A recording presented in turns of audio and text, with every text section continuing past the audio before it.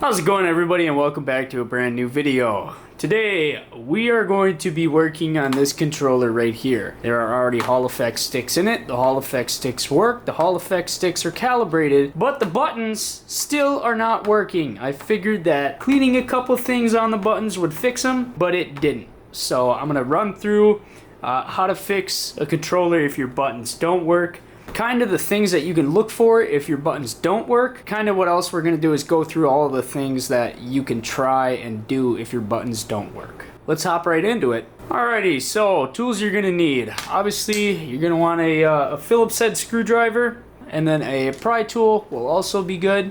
Aside from that, not really much you need. Alright everyone, let's hop right in. So the very first thing you're going to want to do is you're going to want to take off this little faceplate right here. Then you're going to want to take off the L1 and R1 buttons. To do that, all you want to do, take a screwdriver, kind of shove it under the middle. There's this little hinge right here. Shove it under the middle and then just pop it up and it should pop right off. Now what we got are 4 screws that we need to take out. There is 1 screw here, 1 screw here, 1 screw here, and 1 screw here. Once you have all 4 of your screws out, you should be able to take your fingers and pry this off right here. And then as it's kind of pried up a little bit, you're going to want to take a screwdriver or your pry tool and pry these 2 little tabs up right here. And then you can pretty much get the rest of it unlocked. Alrighty, now that we're in the back of the controller, we really don't need to mess with anything in the back.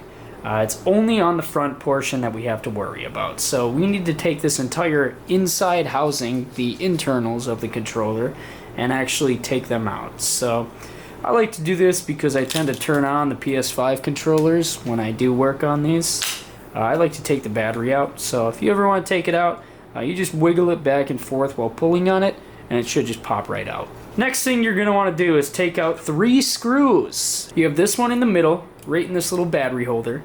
You have 1 on the left side. It's the middle one and the furthest left side.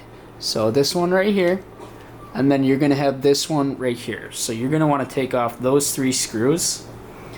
And then once we have those off, just wait before you start pulling anything off. So now that we have those 3 screws out, we have to disconnect 3 ribbon cables. So we're going to disconnect this one in the front right here, this one right here, and then there's one kind of hidden right behind this battery holder that we're going to disconnect. That's right here. Be careful with this one. This one tends to break the most. I'm just going to let you know. And there we are. Now we can take this and lift the internals out.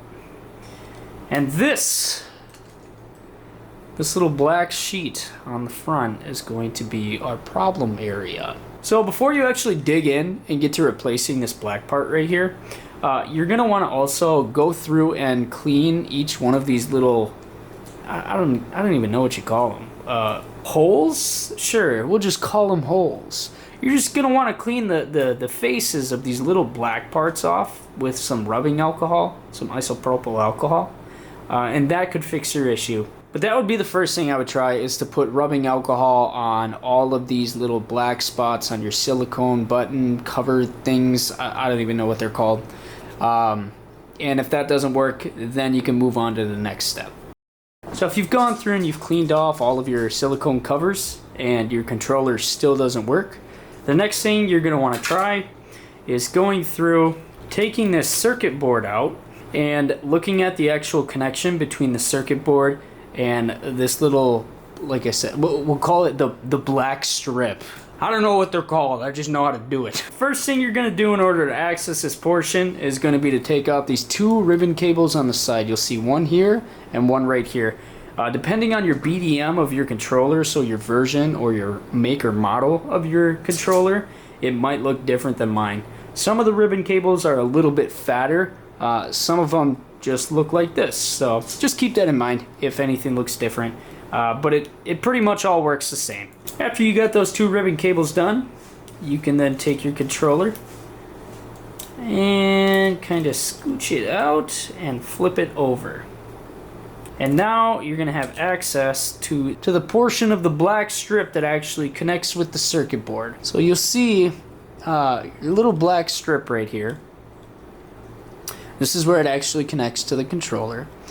And this is where it actually connects to the circuit board. So the next thing that I would try is to go through and clean this portion off with isopropyl alcohol, and also this portion right here that has the giant ribbon cable connect to it. I would clean that off from the circuit board as well. So if you're at this point and you're still having button issues, then my guess is that your front ribbon cable where the buttons actually, I guess, register is either broken, ripped, something could be wrong with it. It might be dirty.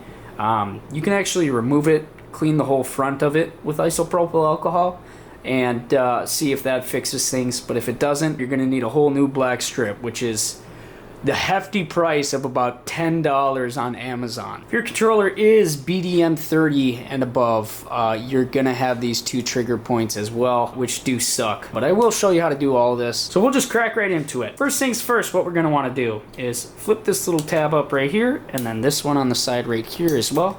And we should be able to poke that through right there. You'll see this portion right here kind of lifts up a little bit. And then you could start taking it off. So now you're going to be at this point. You're going to see that the tabs aren't coming out because they're stuck under the triggers. So we're going to have to take the triggers off. Woohoo, my favorite part. So in order to take the triggers off, we've already removed one screw right here, but we got a couple more that we have to remove. You're going to see one right here, and one right here. You're going to want to do that on both sides. You'll see I only have one side removed. I'm just going to start with one side because they're pretty much going to be the same exact thing on both sides. And then I'll show you how to actually install the black ribbon cable that is going to solve your problem. So the first thing you're going to want to do, there's going to be this little tab right here. You're just going to want to kind of flip that up and then wiggle it to the side. Now keep in mind this is on a BDM30 version controller. I'll put a link in the description as to where you can check your BDM. As long as you have a Type-C cable that is data transferable, you should be able to figure this out. You just plug it into your computer, plug your controller in, and it'll tell you all the information you need to know. The triggers and the internals of the triggers, they do look different, they do function different based upon your BDM. So this one is just particularly for a BDM30, so that's just something to take into consideration for when you do this yourself. So next thing, now that we have our internals taken out, you're going to have a little pin right here. You're going to want to take some needle nose pliers, and you're going to want to pull that little pin out. If this little black portion comes out with it, no big deal. I'll show you how to fix that. Putting this back in is probably the hardest part, but sometimes, you know, no matter what you do or what you try, you're still going to pull it out. So just keep that in mind. Now that we have all that done, we can take our trigger and pull it out. Now, you will see this top portion right here has a silicone piece on it. We need to pop that off, so we're just going to take a little screwdriver and kind of shove it in there, I guess. And then we can pull our side out. And there you go. One side done. So now we're going to do the same exact thing on the other side. And once I have that done, I'll be back. Alright everybody, welcome back. So now that we got all that done, we can then take and lift our old ribbon cable out. And we can throw it away. But yeah, let's get to installing the new ribbon cable. The very first thing that I would do is clean your new one with isopropyl alcohol. So it's very, very easy to put in. Pretty sure you guys can figure this out on your own. But if you can't, I would start with this little tab right here where it actually sits on the circuit board. I would slide that in first, and then from there, you can kind of go over everything else. And then we can do our triggers. So I like to start by just taking them and putting them to the sides. Then pressing down the rest of the circuit board, making sure everything's good. And then what we'll do is go through, push those down into there. They don't need to sit flush perfectly right away. We're not going to worry about that yet. Now, I've already pushed my trigger buttons down, but if you want to do the same, I would use a Q-tip. That way you don't damage anything or screw anything up. Now, once you're at this point, what you can do is pop your little thingies back in. And there is a specific way that they do go. So I'm going to show you guys right now.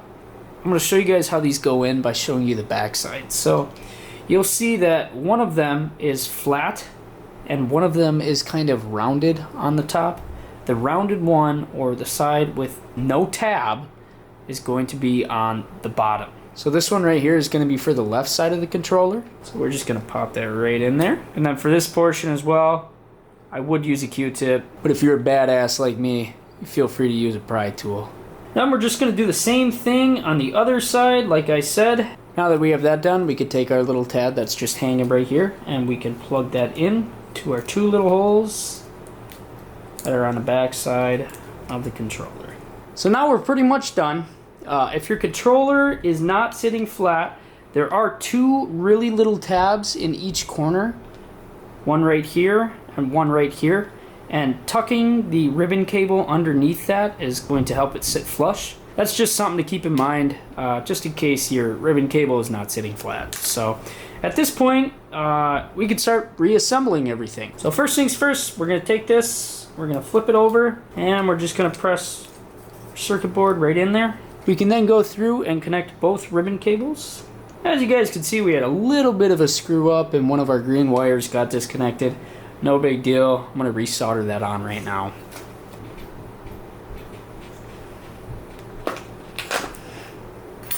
Alright, so now since I did that, I'm just going to double check all the other ones and make sure that all the other ones are also connected and good. Alright, everything looks to be good and connected. Woohoo! Now, what we have to do is put on the triggers. So the triggers, like I said, are probably the worst part. I absolutely hate doing the triggers. They can just be a pain in the ass. So first things first, how we're going to do this, we're just going to make sure our right is actually on our right and our left is on our left. So we're going to take our R2, match it up with these two little slots right here, and we are going to put it in just like this. Now, while keeping pressure on the trigger so that it stays in place, you can then take this little cylinder and actually slide it right back in. Now, at this point, sometimes you don't really like to stay in there if it feels loose or something like that. Jiggle it left and right and keep pressure pushing in on that pin and make sure it's good. And that is perfect. So now we're on to the adaptive triggers, the shittiest part, but also my favorite part about the PS5 controllers. So the next thing you're gonna want is this little black part. God, how do I even explain this? So I would say the best way to approach this and kind of go about it would be to take this and just spin it all the way to the back. And then you are going to want to connect that first tooth, and it should butt up with the other little thing. And here's how you know you have it done right. This is how I would test it if I were you, is you just take the trigger and press it down. If it goes all the way down, then you have it done. If you take it and then spin it all the way up, it should hit the trigger and you should be just fine. It does take a little bit of trial and error, that is one thing I will say, but this is definitely the hardest part about the whole thing. So if you get past this part, congratulations, you're an expert at this point. So now that we have that done, we could take our trigger cover, or our, I guess, trigger housing, and we can put it back on. In order to put it back on, and before you put it back on, I would make sure that this pin is fully in place, make sure it's fully good, otherwise your trigger is just going to feel weird. But all you do, I take this and put the, I guess, over the pinhole cover, I put that on first, and then everything else kind of slides down and in, and you can just snap it right back in. Now we can put on our screws, and we'll be done with the entire trigger portion. Remember to keep in mind you are leaving this screw out right here in the middle. Alright everyone, now what we can do is take our front housing and we can pop this right back in. If there is one thing to be mindful of, it's this little ribbon cable right here that actually passes through the bottom side of the controller. So make sure that that doesn't get stuck under there. It's a pain in the ass, and it's a very good way to break them. Now that we're at this point, we can put these two screws in and connect these two ribbon cables. Now that we have those done, we can take our battery cover and put it right back in, and then take this ribbon cable and plug that one in. And then we have our one screw right here we need to put in. And then we can take our battery and plug it back in. Then we can take our back housing and put that back on. And then just like the start, we got our 4 screws we have to reinstall. And then at this point, you can take your back triggers and pop them in. Then you can take your front shell piece, I don't know what you call it, and you can plug that in. And there we are. We are fully done. The buttons should work now. We're gonna go test them just to make sure. And well, then we'll be all done. Well, it looks like I'm a dumbass. I I forgot my button here. Alright, here we are. Moment of truth. Let's see if it works. Perfect. Woohoo, yay. Both triggers.